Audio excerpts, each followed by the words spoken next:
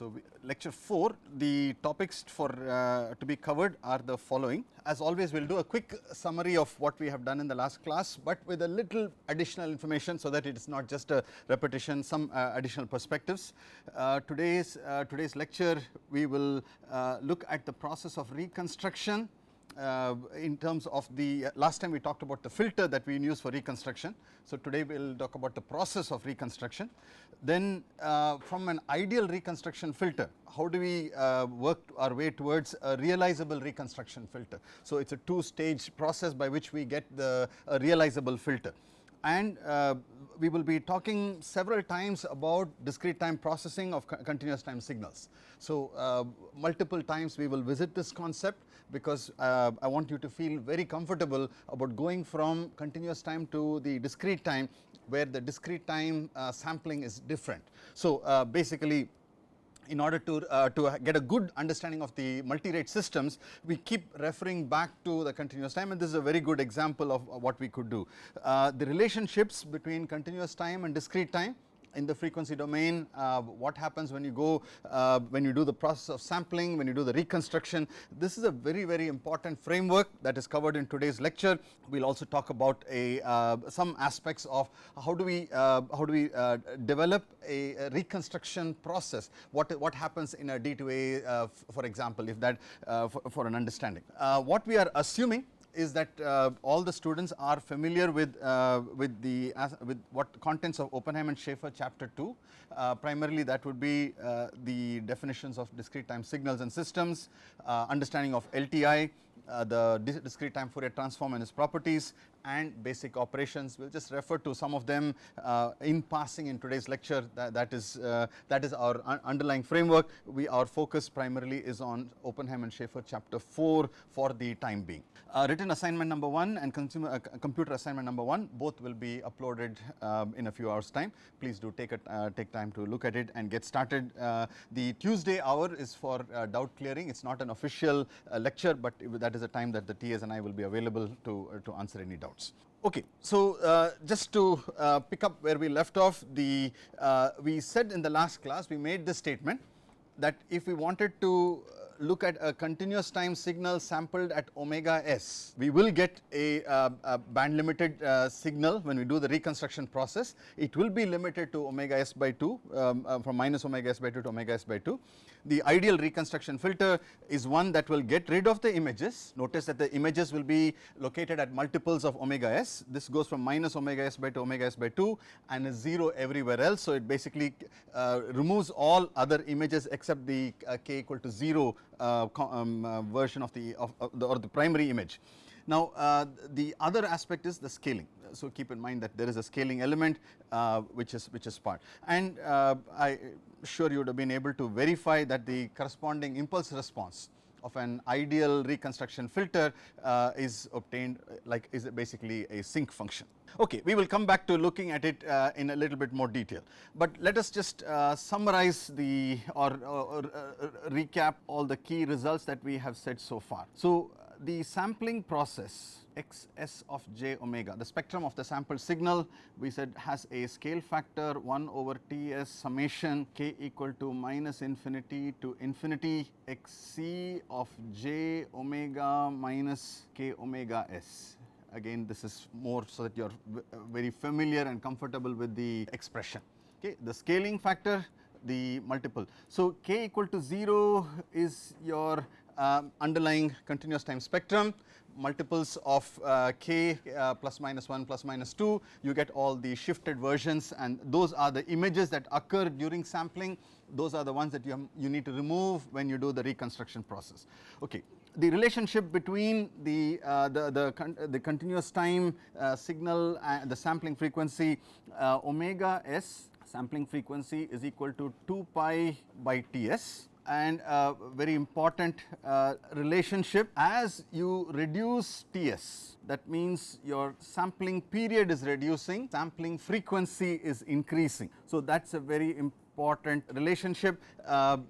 I suppose it is obvious from the fact that omega s is equal to 2 pi by Ts that they are inversely related. What is more important is the corresponding frequency domain interpretation, which I would like you to keep in mind. So basically, if I have a signal that has got a from minus omega naught to omega naught, it is a band limited signal. I sample it at some omega s that satisfies Nyquist frequency, Nyquist criterion omega s. So there is no overlap of the spectra. And now if I specify Ts dash is equal to Ts by 1.5, just for interest, just to see what happens. So this basically means that my corresponding sampling frequency, I have reduced my sampling period, so increase my sampling frequency by 1.5 omega s, the original. So the new version that we will get as in terms of the spectral representation, the original spectrum minus omega naught to omega naught. So now instead of omega s, it will go to 1.5 times omega s. So basically the spectrum, the copies of the spectrum now become shifted apart. So this is omega s dash, that is equal to 1.5 times omega s. Okay. So this is the underlying process, again being able to quickly relate to what is happening in the time domain to what is happening in the frequency domain, very important. Now in the last lecture we did some amount of discussion on the sampling of sinusoids. Okay, sampling of sinusoids, we looked at a case where there was no aliasing and we did a reconstruction. We looked at the case where there was aliasing and also looked at the reconstruction. So the statement that we can make as far as the sampling of sinusoids is concerned and the reconstruction is that the reconstructed signal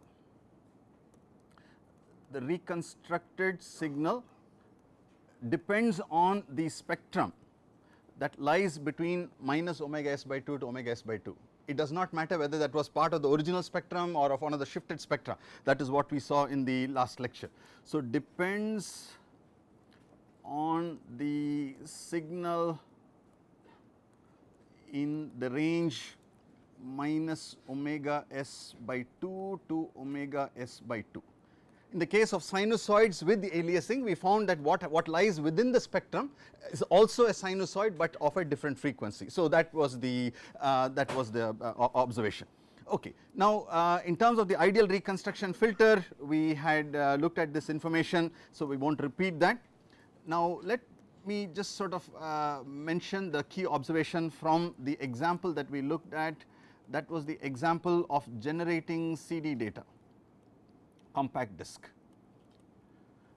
Generating CD data, I won't redraw the figure, I am sure you can refer to it. The key principles that we said was we were doing 4x oversampling. Okay, so 4x oversampling was the strategy. So the sampling frequency instead of 44.1 went to 176.4 kilohertz. Okay. Now the reason for doing that, because we had an analog anti-aliasing filter. Anti-aliasing filter really was not an anti-aliasing filter because it allowed aliasing to occur. This was actually turned out to be a low pass filter with very relaxed criteria. The cutoff frequency, as we mentioned in the last class, cutoff frequency was actually not omega s by 2, but something well beyond omega s by 2. In fact, we said you could go as high as 156 kilohertz. Okay, now that is interesting. I hope you have had a chance to look at that and sort of feel comfortable with it, that this is a analog filter that will allow aliasing to occur as part of the sampling process. Does not affect us in the final result, because there is a digital filter that follows. There is a digital low pass filter that is after sampling. Digital low pass filter. What was the stop band cutoff for this digital low pass filter? It was in terms of actual frequency, it will be 44.1 divided by 2. So this should be 22.05 kilohertz. okay. But digital frequency, when you represent it in terms of the discrete time filter, there is no kilohertz notation, right? It has to be only radians. So how do I convert it to radians? My sampling frequency is 176.4 kilohertz, that corresponds to 2 pi, right? That is my sampling frequency. So now the question is, if I have 22.05 kilohertz, what does that correspond to? Pi by 4, okay, pi by 4. So this is a low pass filter. The digital filter is a low pass filter with cutoff pi by 4 minus pi by 4, okay. That is if you could design an ideal low pass filter, but we basically, remember, this is a practical system. So do I design a low pass filter that looks like this, or do I design a low pass filter that looks like this? Which one is the one that I am allowed to do? So if I want to strictly satisfy the anti-aliasing property, I have to go with the orange one. That's the desired, or the desired low pass filter, that digital low pass filter. Remember, pi by 4 corresponds to 22.05. If anything outside of that is allowed, then I will run into problems with the effect of aliasing, because there is some unwanted signals that are present, because my analog filter allowed things to creep in. Okay, now having designed a low pass filter which looks like this, practical low pass filter. So the edge, this is 20 kilohertz, you have to transfer to discrete time, discrete frequencies. This corresponds to pi by 4. That is the filter that we use, and the last step that we did after the digital filtering was downsample by a factor of 4, downsample by 4x. Okay. So the combination of the analog low pass filter plus the digital low pass filter, effectively this was my anti-aliasing filter. Okay, this is my anti-aliasing filter. The advantage that I have gained through this mechanism is that the complexity of the analog filter was shifted over to the discrete time domain, so that the digital filter could be the sharp filter, and effectively the aliasing is not present in the signal band of interest. Okay. So again, this is an example, but it sort of highlights the important results that we want to emphasize. Okay. We also need to make sure that we are formally stating the relationships. So let me just mention that very quickly before we move on to the rest of the lecture. So the discrete time relationship, if I have a sequence, discrete time sequence x of n, I talk about a discrete time Fourier transform which is x e of j omega, and the relationships x e of j omega is continuous in omega, periodic with period 2 pi, summation n equal to minus infinity to infinity x of n e power minus j omega n.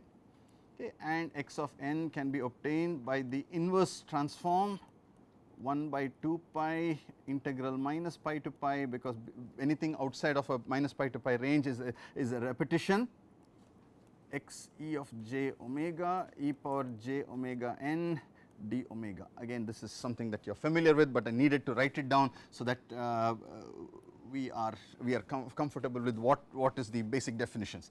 And very often in DSP we do not really worry too much about what happened in the continuous time, but we need to be fully aware, because we are going to be going back and forth. So the underlying continuous time signal, so if it is x c of t with the Fourier transform x c of j omega, let me just write that down for completeness.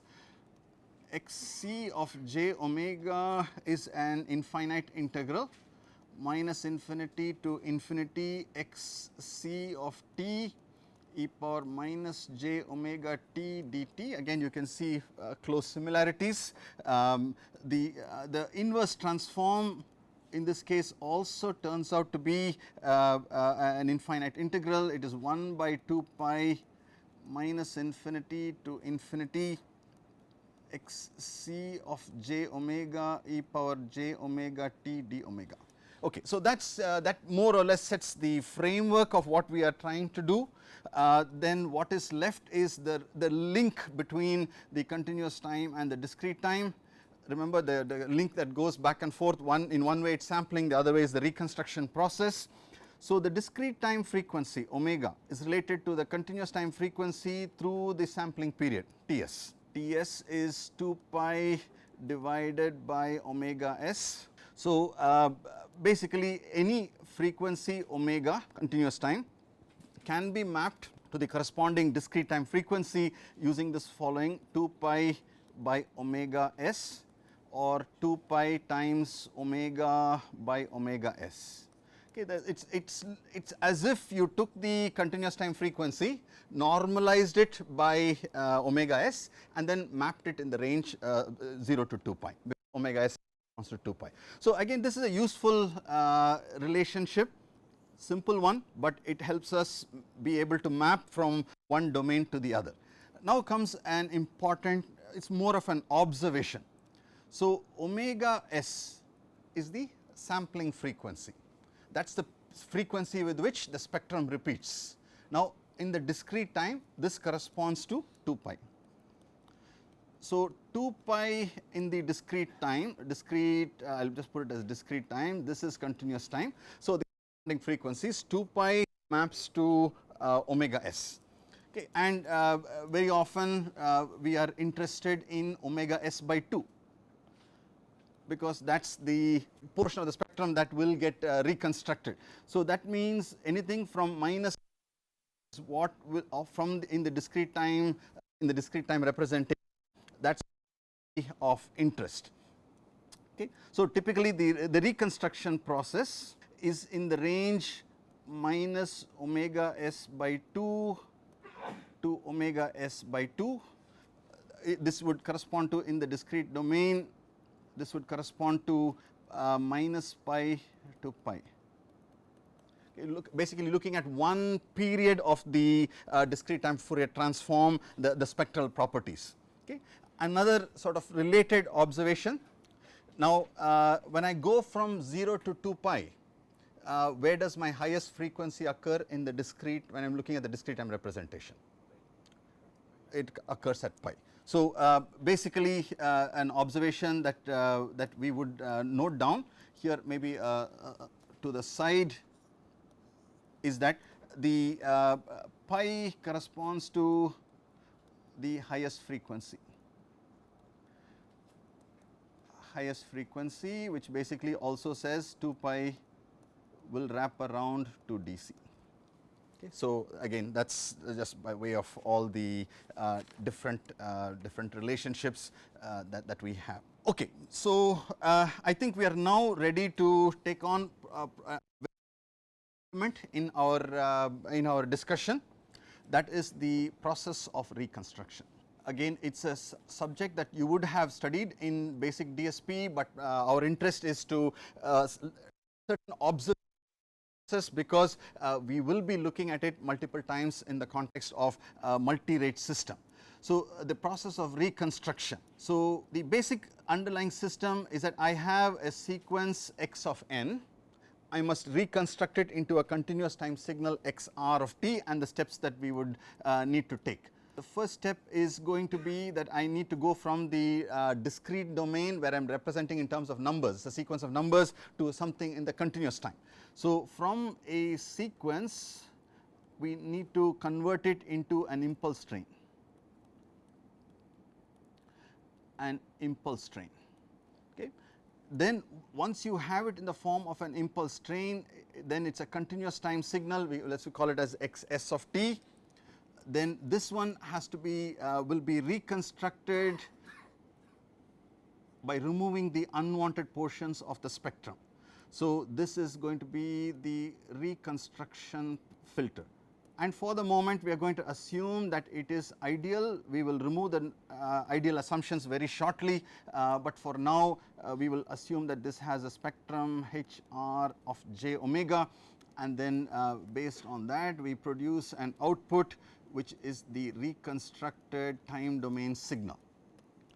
Okay. So, the inputs that we need to give, one is a reference point which tells what is the spacing between that. So, there is a underlying Ts that needs to be specified when I do the reconstruction process, because otherwise these are just samples. I could interpret them as 1 millisecond spacing, or I could interpret them as 100 milliseconds between them. So, we need to specify at what sampling period we are going to do the reconstruction.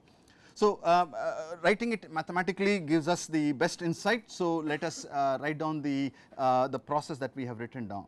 So, xs of t, the impulses. So, it takes the sampled values x of n and generates the corresponding Dirac deltas t minus nts. Notice that the ts sampling period has come into play, and the shift of the delta function base depends on the sequence number, and this is n equal to minus infinity to infinity. So, and the next step, which is the reconstruction step, xr of t, if this is xs of t and this can be related to an impulse response hr of t, it is an LTI system. So, there is an impulse response. So, xr of t will be xs of t convolved with hr of t, very Fourier transform relationship. Basically, I am looking at the input output of an LTI system, the impulse response convolved with the input gives me my output. So, if you write down the expression now, we get a very interesting result. So, it is summation n equal to minus infinity to infinity x of n delta of t minus nts, this function convolved with hr of t, hr of t. Okay. Now, I would like to invoke a result that I am sure you are familiar with in the continuous time and in the discrete time, but the continuous time property basically says that if I have a delta function which is which occurs at a value nts and I convolve this with hr of t, what do I get? Basically, the impulse response will shift with the center will shift to where the impulse occurs. So, hr of t minus nts. Okay, so, that is a result that is known when I convolve anything with an impulse function. Basically, the function is preserved, but it is only shifted to where the function occurs. So, this then tells me that the reconstructed signal can be very nicely expressed as n equal to minus infinity to infinity x of n times hr of t minus nts. And this is a I am sure this is not a new equation, but I want you to sort of look at it with a fresh pair of eyes. So, basically what we are saying is that the reconstruction has got a certain impulse response, and we showed that the ideal impulse response is a sinc function. Now, once we get to the point where we have written the reconstructed signal as shifted versions of the reconstruction filter impulse response, but each one appropriately scaled by the sample value. Okay. So, now here is the visualization, you need to look at it. Basically, if I were to sketch the hr of t, ideal reconstruction filter, it is a sinc function. It has 0 crossings at Ts, 2Ts, 3Ts, 4Ts and so on, and in between a ringing function. Okay. So, I have sort of shown you what it should look like. This is what this is expanded view, just to give you a feel for it. But basically, the important thing is to look at the response of the impulse of the reconstruction filter. Now comes the reconstruction process. So, if I have which is the sample at time t equal to 0. I have to produce a copy of the reconstruction filter, which is the red version. So, that is the reconstruction filter centered at t equal to 0. Then at t equal to 1, it is the blue copy of the reconstruction filter, and then at t equal to -1 is the green copy. So, you have the green copy sort of occurring, the reconstruction filter, the red version, the blue version. Notice at the sampling points, all of them. So, that is the very, very important property, because what that tells us is when the resultant signal will have the same value as the sample points, those sample values will not be altered, everything in get filled in, but the sample values will not be altered. And how do I show that? So, basically the purple one is the sum of all these signals. So, basically it is these is sum of whatever, take all these signals that are falling in the certain window, and you will find that at the sampling points you are exactly coinciding sample value x of n, and then at all the other points signal. So, the ability to visualize the reconstruction process in this manner is very, very important, and what happens in terms of the process, and why is the Nyquist property so important? Why is it that we have to worry so much about these zero crossings? Because if these zero crossings were not satisfied, then the original sample values would have gotten altered. So, that is the reason why. So, this is one of the important criteria that we will use, or we would like to have in any, that the impulse response goes through zero crossings at Ts, 2 Ts, 3 Ts, and that is sometimes referred to as the Nyquist property. Okay. Again, we use the word Nyquist so many times in this particular discussion. This is a Nyquist filter, or a filter that has this Nyquist property in the time domain. Okay. Another result, maybe we write it in the place where we have written all the equations that we would need to, and this is the introduction of the frequency domain elements in our discussion. So far this is the time domain version of it. The continuous time signal x e of j omega reconstructed to form a continuous time signal, right.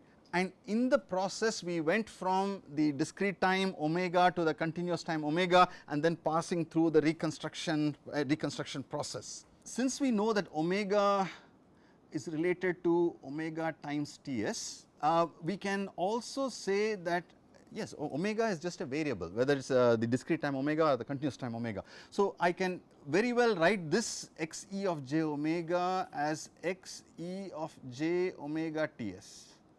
Am I right? Because that is the relationship between the continuous time omega and the discrete time omega. Now, this is very important, because this is a function which is periodic in omega with period 2 pi. Okay, this is the discrete or the normalized frequency. Now, this happens to be a function that is periodic in omega. I have just mapped it. So, with period equal to 2 pi by Ts, 2 pi by Ts. Okay. So, the resultant, the reason for this particular expression is as follows: xr of j omega, the reconstructed signals spectrum, is the spectrum of the reconstruction filter Hr of j multiplied by the continuous time representation of the spectrum of x of n. Am I right? Basically the spectrum of the signal at this point, and that I can if there is no loss of information going from x of n to xs of t, then I can write this as x of e of j omega Ts. Okay. Now, we will come back to looking at this expression a little bit more, because this is a very, very key result, because what it is saying is there is a continuous time spectrum which has got lots of replicas. Where did that spectrum come from? It came from the discrete time signal also got different spectra. So, what did I do? I took the discrete time spectrum, spectrum represent, and then I chopped off everything with outside a certain window, and the outside of the window that is specified by the reconstruction filter. So, this equation is a key equation, and we will come back to looking at this multiple times in our discussion. Okay, so the reconstruction filter is a sinc function, or it has got a the Nyquist property. It does not have to, it can use other reconstruction filters as well, but this property is very important, so that you do not change the values at the sampling points. Okay, and this is the reconstruction process. It basically it turns out to be a superposition of the several repetitions of the reconstruction filter impulse response with the appropriate scaling that is very important for us.